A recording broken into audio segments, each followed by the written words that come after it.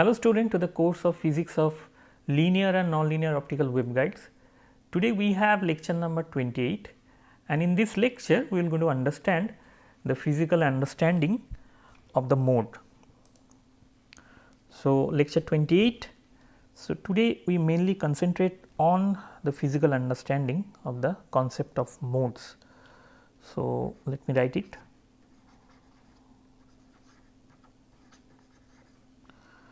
Physical understanding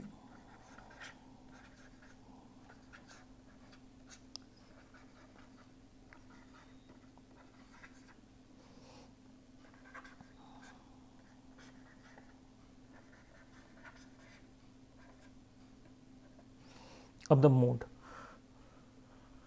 So, we already figure out the distribution of the mode for a slab waveguide. So, let me draw it once again the structure. So, this is the structure of the slab waveguide. We have x axis along this direction and this is the direction along which the modes are propagating. So, this is z and here if I have a origin, so y axis is perpendicular to the plane of x z and the fundamental mode is symmetric one and looks like this. This is the fundamental mode m equal to 0 mode. So, for symmetric mode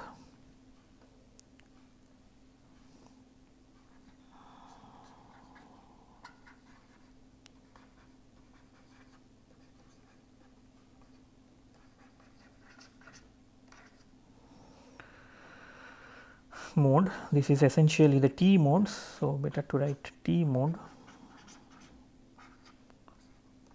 For symmetric T modes we figure out that E y, which is a function of x, is a cos of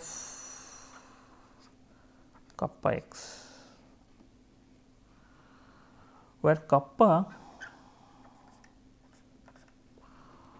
was something like k0 in 1 k0 square in 1 square minus beta square whole to the power half. Now, if I find out the total field according to our notation, it was E y function of x e to the power of I beta z minus omega t. E y I already figured out. So, let me put this a cos of kappa x e to the power of I beta z minus omega t. So, that is the value of my E y. Now, I can write this in a plane wave form like this. So, a e cos kappa x I write in this way, e to the power of I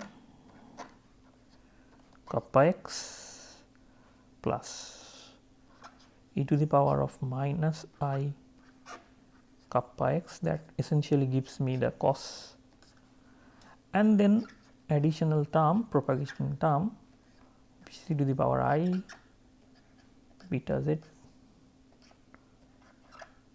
minus omega t. Well, I can combine these together, these two terms together. So, it should be a by 2 e to the power of I, then I have kappa x plus beta z minus omega t, and another term I have as e to the power of I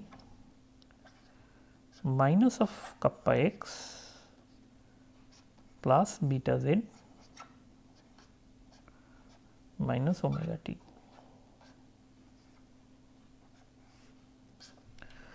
So, I can divide the entire field into two parts, and this two part is basically two propagating waves. So, if I now write in a more convenient way two plane waves in a more convenient way, it should be I some vector say k1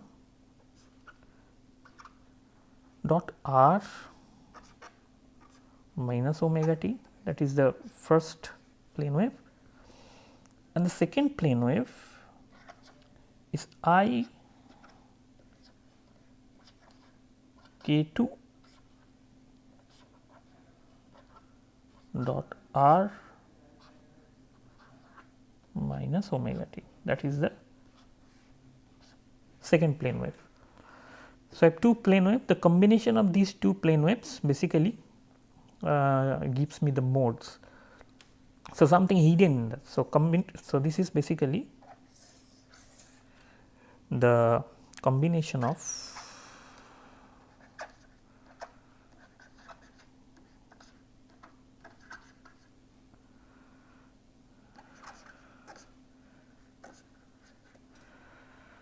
two propagating plane waves.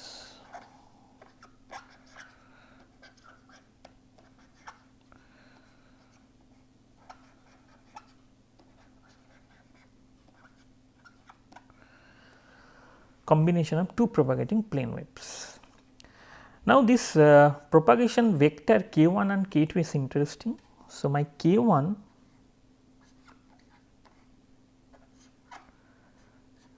is kappa x plus beta y with beta z. In terms of unit vector, it should be z, beta z, and my k2 vector, propagation vector, is minus of kappa x plus beta z. So, the z component is same for both the vectors, only thing that is changing is the x component, and one is plus and another is minus. So, if I plot, it will be very easy, and the component say k1 y component and k2 y components, the y components are both the propagation vectors is 0. So, now if I plot this two wave vectors, so this is my x axis and this is my propagation z axis, y is perpendicular to this. So, this is my coordinate system, but the k vector does not have, both k1 and k2 does not have any kind of y components. So, if I have k1 like this, so this is my k1 vector. So, the x component and z component is given, say this angle is phi, say this angle is phi.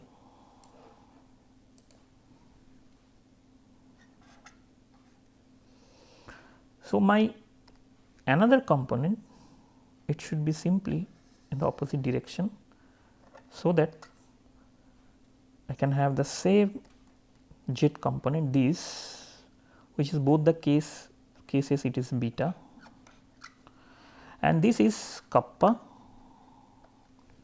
So, let me write it the proper way. For blue, I should write the blue ink. So, this is my kappa, which is the y component, and this component is minus of kappa. This is the x component and this is also the x component of that. and eventually this angle is phi as well. So, when a mode is propagating, so that means two wave vector is propagating in this way, so that we can have the mode structure. Now, here this is my beta, as I mentioned, along this direction is my beta, this direction is my k. So, this is my say k1, this is my beta, and this is kappa. This is if I write in the beta and kappa. So, these are the values, and this angle is phi. Now, cos phi, what is cos phi? So, let me so cos phi is beta divided by k mod of k, in this case k1. So, it is simply beta divided by kappa square plus beta square whole to the power half. But kappa square plus beta square, we know this is n0 square, sorry, n square k0 square, refractive index multiplied by k0.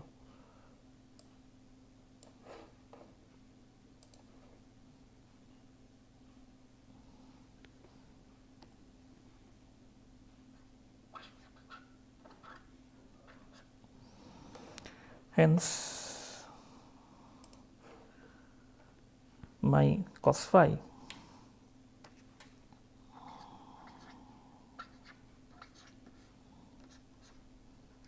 is beta divided by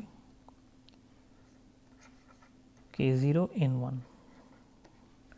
Nothing special with that, but important thing that we need to understand here is that only discrete. So, let me draw it once again. So, what happened for this? So, I can correlate with the ray optics and the wave optics here. This angle is phi. So, this is my k vector, k1 vector, and this is my beta, and cos phi is beta divided by k0. So, I can write note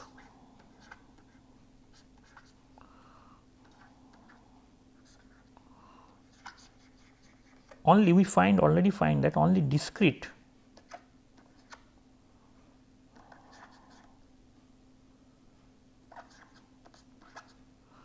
values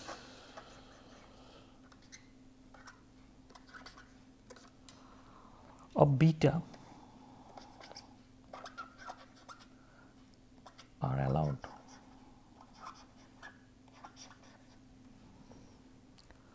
So, we already figure out in the previous when we calculate the mode and all these things, that the beta value depending on the cutting point of this transcendental equation, from that we can extract the value of beta, and that is discrete in nature. So, that means beta value is not continuous, it is discrete. Now, if it is discrete, that means, which means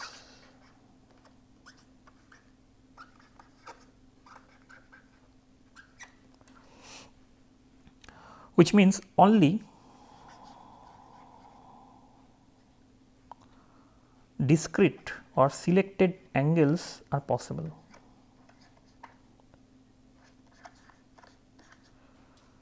Discrete values of angle phi,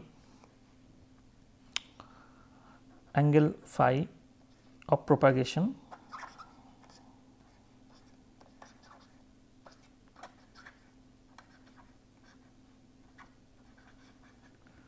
are allowed.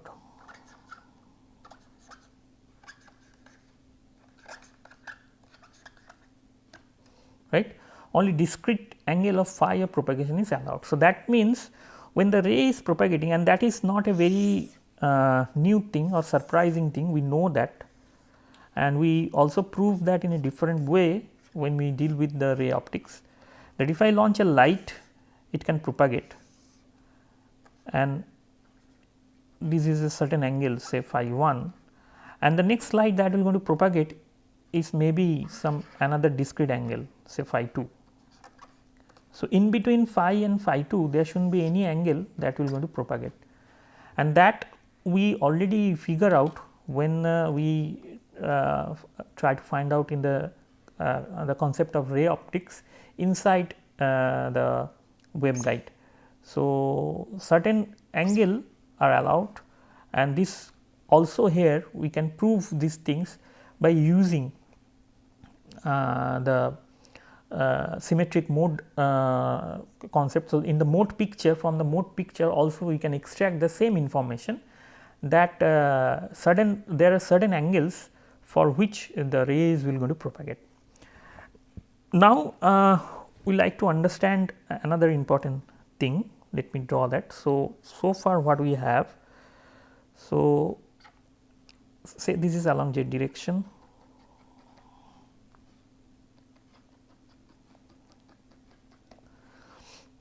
and I have my say k vector in this direction, k 1,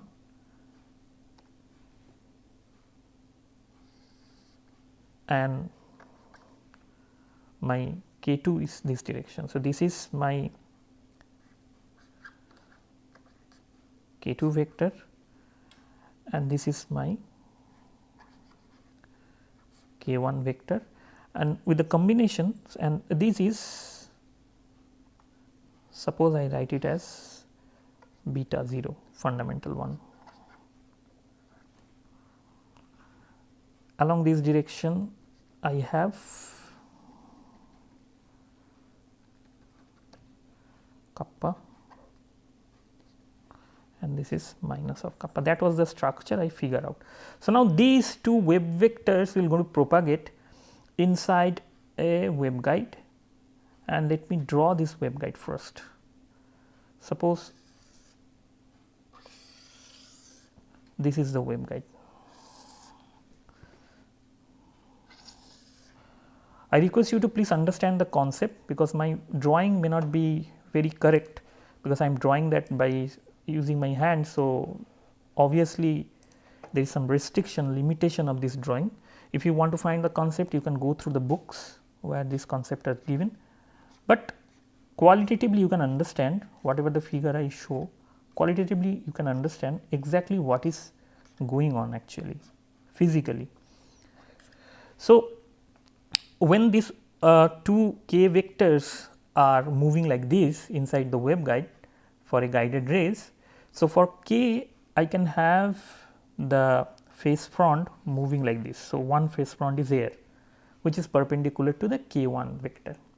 In a similar way, I can have a phase front that is moving perpendicular to the k, and I can have something like this.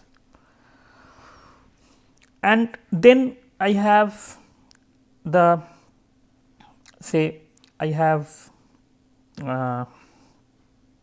another phase front, say here, say like dotted one, because the phase front is also moving as a sinusoidal wave. So, I have a peak, and then I have a dip. So, it is something like this. Then again I have a phase front like this, and I have this, and so on. So, when these two, these phase fronts are propagating, again I have, let me complete this. I have one phase front like this, another, it should be like this. So, when it is propagating, these phase fronts are propagating. So, let me draw this, right, this is a phase front.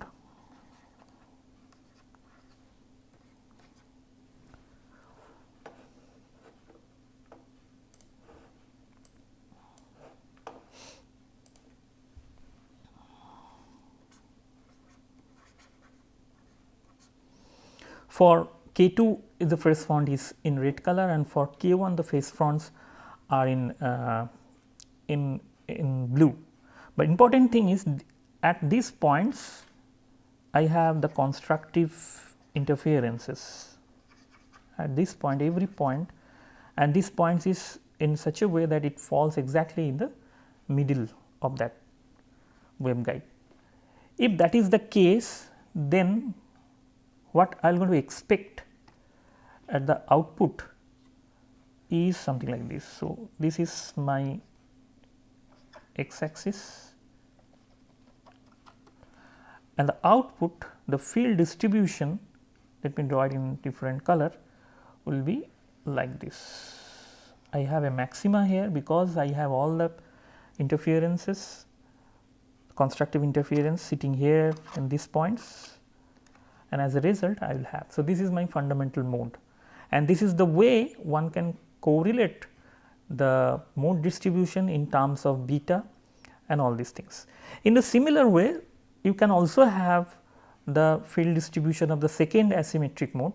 Now, the calculation will be same, only thing is that instead of cos you can have a sine here for antisymmetric mode, but the rest of the thing will be same.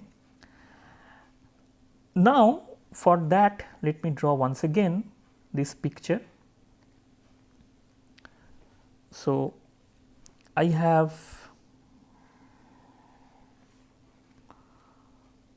a draw the z axis first.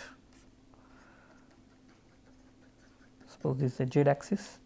My key vector is this one, and my K2 is this one, and here I have the value of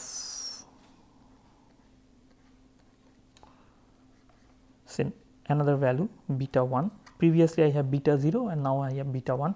Mind it, this beta 1 should be less than beta 0, obviously, because this is a higher order mode. And this angle, say previously it was some angle, this angle say phi 0, and now I have another angle, another mode is propagating with another angle with phi 1. If that is the case and the rest of the part are same, along this direction I have x, and obviously y is perpendicular to this, I am not drawing that. Now, again I have the waveguide in my hand. So, this is the waveguide I am having.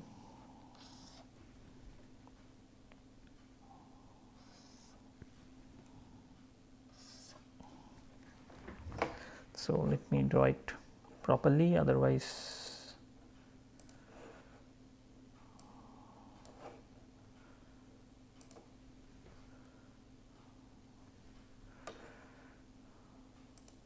better to draw it this way. Okay. So, my z axis should be in between. So, my drawing should be very precise, otherwise I am going to miss the, it should be roughly at the middle of this. My drawing is, again I am saying my drawing is not very much perfect, but you should understand the concept, that is important. Drawing and all these things you can find, very good drawing you can find in good books, that is not the issue, but the issue is whether you understand the concept or not, and I am trying to do that only to make you understand the concepts. So, here again for I have the propagating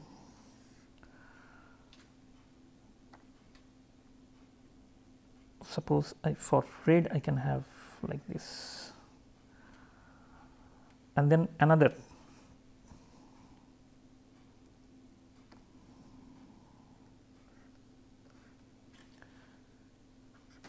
wavefront like this. and I can have a wavefront. I can have a wavefront for this as this. So, my drawing is again not very much correct. So, it should be something like this. So, this wavefront is something like this. For here again I can draw a wavefront. Sorry, it should be red color. So, mind it the color.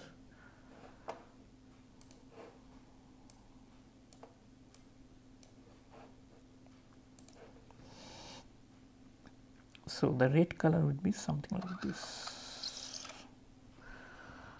It should be perpendicular. My drawing is not correct, but the important thing you should note here that here I am having a interference, here I am having interference.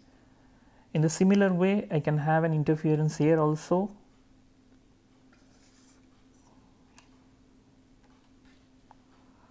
I can have an interference here also. It should be, this line should be here. So, again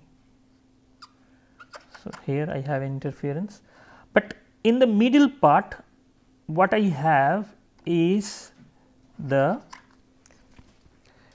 the middle part every time I am having the destructive interferences. If you look carefully, so now again I should draw that.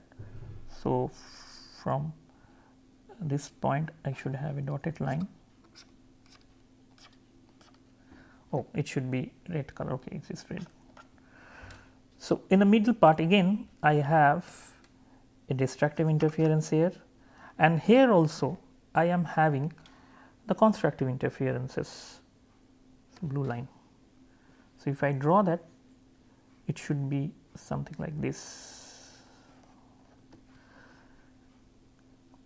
So, I have a constructive interference here, I should have a constructive interference. So, this point should be here, and then I have a constructive. So, this point again should be somewhere here. So, my drawing is little bit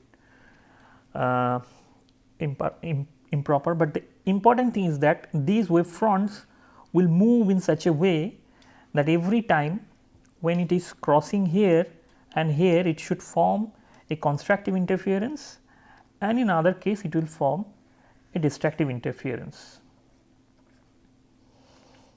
So, let me draw this constructive interference. So, if I now draw the constructive interference, it should be something like this, and then in the middle part there is 0, and again I can have a constructive interference. So, I have that. So, these are the two regions where we have a constructive interference, and as a result I have a maxima here in these points, and here I have a destructive interference middle every time. So, I am going to have a minima here. So, this is the way these modes are propagating.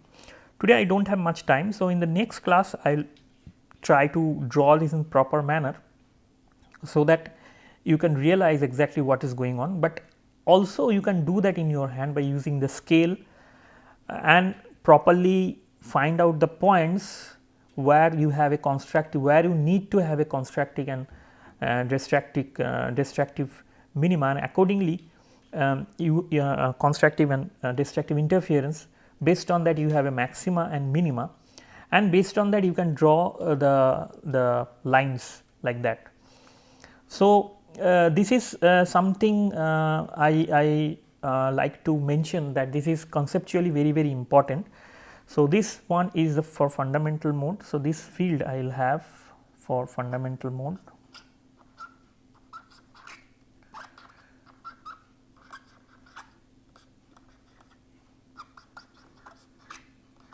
This field distribution, and this field distribution is coming as a higher order mode, first higher order mode. So,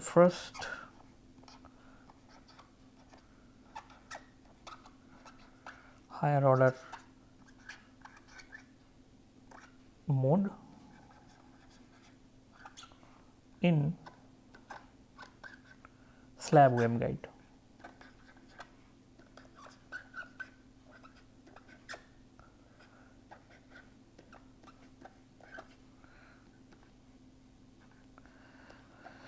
So, in the slab waveguide with this simple drawing, however, it is not so simple for higher order modes. I suggest you to please go through the references, the books I mentioned in the very first class. In these books, these figures are nicely given with proper with proper dimension and all these things. Here my drawing is not that good, the perpendicular thing is not correct. So, that is why I am not having the correct points, but at least I make you understand what is the concept of the modes when it is passing through in a medium in a waveguide having the refractive index n1 and n2, and these beta 1 and beta 2, these are the propagation, beta 1 and beta 0 are the propagation constant, and certain discrete angle for which it is propagating, and when it is propagating, what happened, the phase front will also propagate and they will going to make a constructive and destructive interference during the path, and as a result I have a overall mode distribution, and this mode distribution is coming in this way. If you go higher and higher order modes, then what happened, that you will have more complicated structure like this, but the basic concept is same. If you draw properly, every time you will going to get the concept of mode. So, with this note I would like to conclude today's class. In the next class we will study more on these modes, how the power is, what is the amount of power that a mode should carry will be covered, and that is also important, that you need to know that how the power is following and what is the value of the power a mode going to contain during the propagation. So, with that I like to conclude here. Thank you for your attention and see you in the next class.